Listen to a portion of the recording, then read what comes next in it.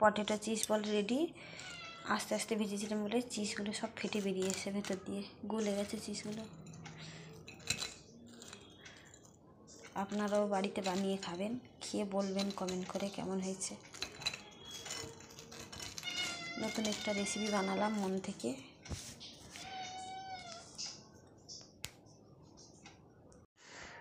সবাই বানায় chicken cheese ball, আজ আমি বানাবো পটেটো চিজ বল।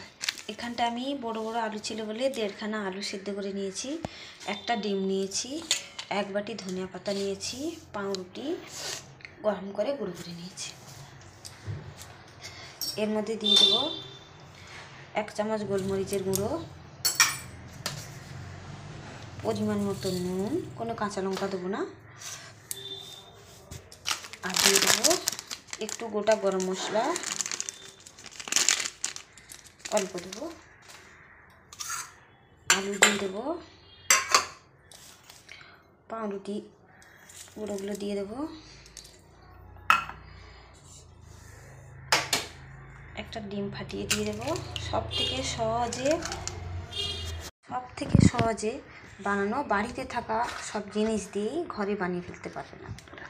আর দিয়ে দেবো মিউনিস এর মধ্যে খানিকটা,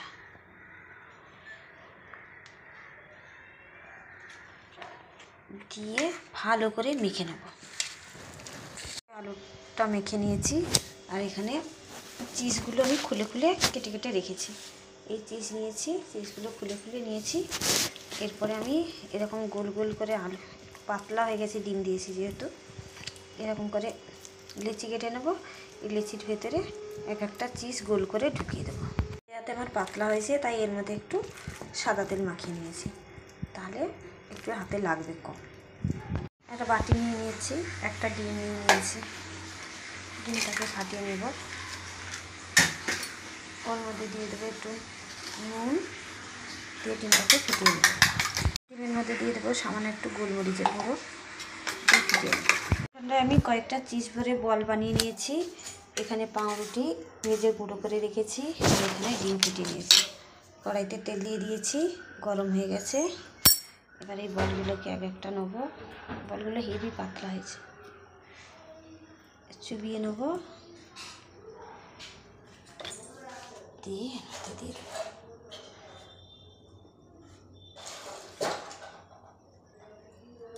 কড়াইতে দিয়ে দেবো। প্রত্যেকটা বল আমি এরকম করে দিয়ে দেবো। একদম গ্যাস আস্তে করে রেখেছি, আস্তে আস্তে না ভাজলে এমনিতেই পাতলা, তো আমাদের এটা ফুটে যাবে। আর জোরে দিলে ভেতরের চিজটাও গলবে না, শক্ত থেকে যাবে। উল্টোতে ভয় পাচ্ছি।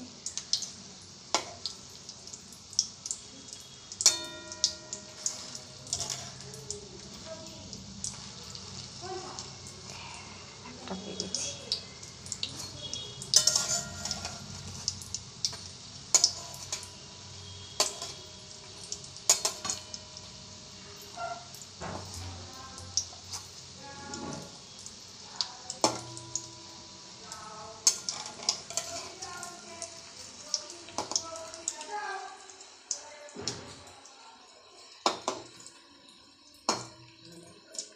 সব কটা উল্টে দিয়েছি। এরকম ধীরে ধীরে আস্তে আস্তে গ্যাস চলবে, সব কটাকে ভেজে নেব লাল লাল করে।